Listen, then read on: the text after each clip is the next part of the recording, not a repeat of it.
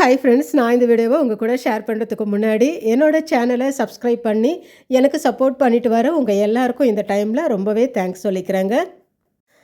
நான் உங்கள் கூட ஷேர் பண்ணுற இந்த ரெசிபி பற்றி சொல்லணுன்னா, சமீப காலமாக பார்த்திங்கன்னா ஃபுட் இண்டஸ்ட்ரியில் ஒரு ரெவல்யூஷனே நடந்துகிட்டு இருக்குன்னு சொல்லலாம். அந்த அளவுக்கு புது புது டிஷ் பார்த்திங்கன்னா வாரம் வாரம் வந்து ட்ரெண்டிங்கில் வந்துக்கிட்டே இருக்குங்க. நம்ம வீட்டு பசங்களும் பார்த்திங்கன்னா இந்த மாதிரி வெளி ஃபுட்டு சாப்பிட்றதுல ரொம்பவுமே ஆர்வமாக இருக்கிறாங்க. அந்த வகையில் சமீபமாக பார்த்திங்கன்னா பர்மா டிஷ் வந்து இப்போ கொஞ்சம் ஃபேமஸாக இருக்குதுங்க. நிறைய பேரோட ஃபேவரட்டாகவும் இருக்குது. இதை லஞ்ச் பாக்ஸ் ரெசிபியாக பசங்களுக்கு கொடுத்து அனுப்பிச்சோம்னா கண்டிப்பாக டிஃபன் பாக்ஸ் காலியாக வருங்க. அந்த அளவுக்கு இப்போ இருக்கிற பசங்களுக்கு ரொம்பவுமே பிடிச்ச இந்த ரெசிபியை தாங்க உங்கள் கூட இந்த வீடியோவில் ஷேர் பண்ண போகிறேன். இதுக்காக பார்த்திங்கன்னா 1 கப்பு வேர்க்கடலை எடுத்துருக்குறேங்க. இந்த வேர்க்கடலையில் எண்ணெயில் இந்த மாதிரி நல்லா வறுத்து எடுத்துக்கலாம். வேர்க்கடலை நல்லா வறுபட்டதுக்கு அப்புறமா பார்த்திங்கன்னா அதே எண்ணெயில் நல்லா 2 பெரிய வெங்காயத்தை இந்த மாதிரி நீள நீளமாக கட் பண்ணி அதையும் நல்லா ஃப்ரை பண்ணி எடுத்துக்கலாங்க.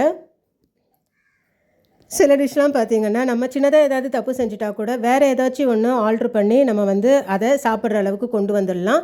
ஆனால் சில டிஷ்லாம் இருக்குங்க, கர்ணம் தப்பினால் மரணம்னு சொல்லுவாங்க. அந்த மாதிரி எதுவுமே செய்ய முடியாது. ஃபுட்டை வந்து பார்த்திங்கன்னா ஃபுல்லாகவே ஸ்பாயில் ஆகிடும். அந்த மாதிரி இதில் சேர்க்குற இந்த வெங்காயமும் பார்த்திங்கன்னா நம்ம வந்து பார்த்து பதமாக வறுக்கலைன்னா அது வந்து பார்த்திங்கன்னா கசப்பு தன்மை வந்துடும். ஏன்னா இதில் நம்ம சேர்க்குற இந்த ஃப்ரைட் ஆனியன் பார்த்திங்கன்னா கொஞ்சம் கசப்பு தன்மை வந்தால் கூட ஃபுல்லாக ஃபுட்டும் பார்த்திங்கன்னா ஸ்பாயில் ஆகிடும். ஸோ அதனால் பார்த்து பதமாக பொறுமையாக வறுத்து எடுத்துக்கலாம். வெங்காயம் நல்லா ஃப்ரை பண்ணதுக்கப்புறம் பார்த்திங்கன்னா அதே எண்ணெயில் நல்லா ஒரு 10 பல் பூண்டை பொடியாக கட் பண்ணி அதையும் நல்லா கோல்டன் ப்ரௌனாக ஆகிற அளவுக்கு ஃப்ரை பண்ணி எடுத்துக்கலாம்.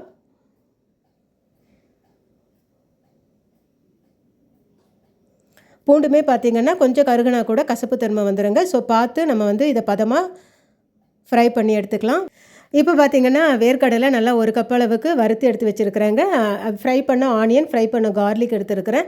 அடுத்து 1/2 கப்பு உடச்ச கடலை எடுத்துருக்கிறேங்க. ஒரு 2 ஸ்பூன் அளவுக்கு புளி தண்ணி எடுத்துருக்கிறேன்.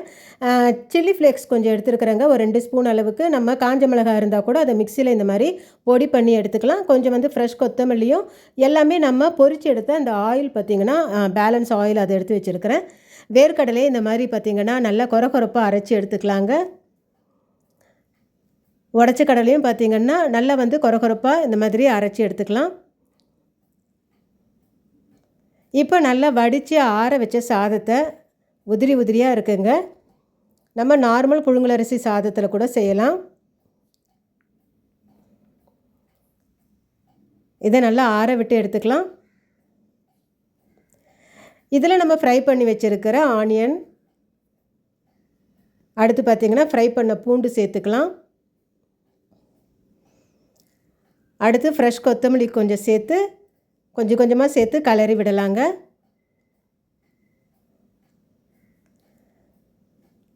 அடுத்து நம்ம பொடிச்சு எடுத்து வச்சுருக்கிற இந்த உடச்ச கடலை, வேர்க்கடலை அதையும் பார்த்திங்கன்னா கொஞ்சம் கொஞ்சமாக சேர்க்கலாம். நம்ம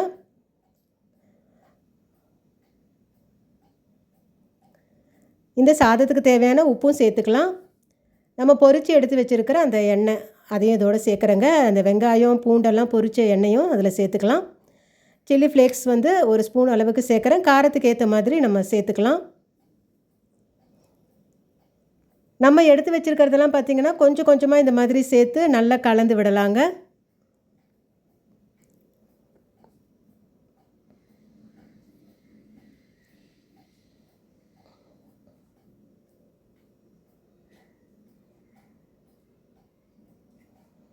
நம்ம கரைச்சி எடுத்து வச்சுருக்கிற புளி தண்ணியும் சேர்த்துக்கலாம். புளி தண்ணிக்கு பதில் நம்ம லெமன் ஜூஸ் இருந்தால் கூட சேர்த்துக்கலாங்க.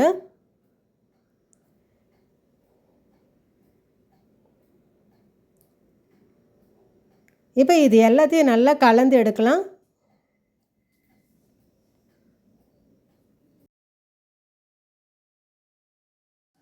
நல்ல டேஸ்டியான பர்மா ரெசிபி தமாஞ்சோ ரெடி ஆகிடுச்சுங்க. இதோட பேர் பார்த்திங்கன்னா தமாஞ்சோன்னு சொல்லியிருந்தாங்க. ஆனால் எங்கள் வீட்டில் இதுக்கு வந்து பார்த்திங்கன்னா நாங்கள் ஃப்ரைட் ஆனியன் பீனட் ரைஸ்ன்னு வச்சுருக்குறோம். நல்ல டேஸ்டியாக இருந்ததுங்க. இது வந்து குழந்தைகளுக்கு மட்டும் இல்லை, எல்லாருக்குமே ரொம்ப பிடிக்கும். இதில் சேர்த்துருக்கிற இந்த வறுத்த வேர்க்கடலை, உடச்ச கடலை, ஃப்ரைட் ஆனியன், கார்லிக் இதோட ஃப்ளேவர்லாம் சேர்ந்து பார்த்திங்கன்னா இந்த ரைஸ்க்கு சூப்பரான ஒரு டேஸ்ட் கொடுக்குதுங்க. இந்த வீடியோ பார்த்துட்டு இருக்கிற நிறைய பேரோட மைண்டில் பார்த்தீங்கன்னா எங்கள் வீட்டு பசங்க பூண்டு சாப்பிட மாட்டாங்க, வெங்காயம் சாப்பிட மாட்டாங்க அப்படின்னு யோசிப்பீங்க. நானுமே அப்படி தாங்க யோசித்தேன். ஆனால் இதை இந்த மாதிரி செஞ்சு கொடுக்கும்போது பூண்டு பிடிக்காத, வெங்காயம் பிடிக்காத பசங்க கூட ரொம்ப விரும்பி சாப்பிடுவாங்க. இத வந்து பார்த்திங்கன்னா, நம்மளோட புளி சாதம், தயிர் சாதம், எலுமிச்சை சாதம், தக்காளி சாதம்ன்ட்டு வெரைட்டி ரைஸ் லிஸ்ட்லேயும் சேர்த்துக்கலாம். அதே மாதிரி லஞ்ச் பாக்ஸ் லிஸ்ட்லேயும் சேர்த்துக்கலாங்க. லஞ்ச் பாக்ஸ்லாம் பார்த்திங்கன்னா, நம்ம வந்து முந்தின நாளே இது எல்லாத்தையும் ரெடி பண்ணி எடுத்து வச்சுக்கிட்டு, மறுநாள் சிம்பிளாக ஒரு சாதம் வடித்து அதில் வந்து இன்ஸ்டண்ட்டாகவும் இதை வந்து நம்ம செஞ்சு கொடுக்கலாம். ரொம்ப ஈஸியான, டேஸ்டியான இந்த ரெசிப்பியை நீங்களும் உங்கள் வீட்டில் ட்ரை பண்ணி பாருங்கள் ஃப்ரெண்ட்ஸ். இந்த வீடியோ உங்களுக்கு பிடிச்சிருந்துச்சுன்னா லைக் பண்ணுங்கள், உங்கள் ஃபேமிலி அண்ட் ஃப்ரெண்ட்ஸ்க்கு ஷேர் பண்ணுங்கள். நம்ம சேனலையும் சப்ஸ்கிரைப் பண்ணி வச்சுக்கோங்க. தேங்க்யூ.